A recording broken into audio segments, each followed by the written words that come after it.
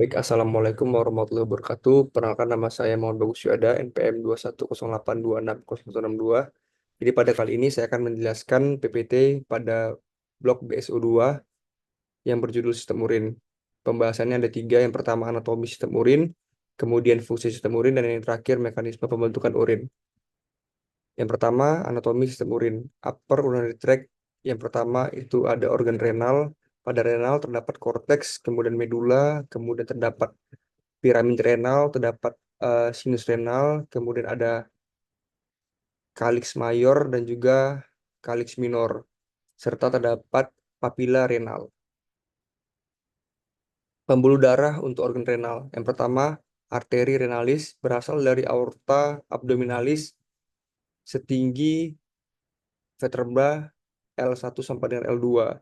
Kemudian arteri renalis masuk ke hilus renalis, bercabang menjadi arteri segmentalis, kemudian vena renalis keluar dari hilus renalis, sisi medial bagian organ renal berada di ventral dari arteri renalis dan bermuara ke vena cava inferior.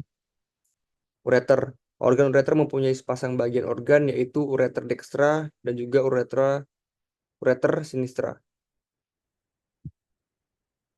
Pembuluh darah untuk organ ureter adalah yang pertama arteri renalis memperdarai ujung atas organ ureter. Kemudian arteri vesicalis inferior memperdarai organ ureter di cavitas pelvisis, yang mana berasal dari cabang dari arteri iliaca interna. Lower urinary tract, organ yang pertama adalah bladder.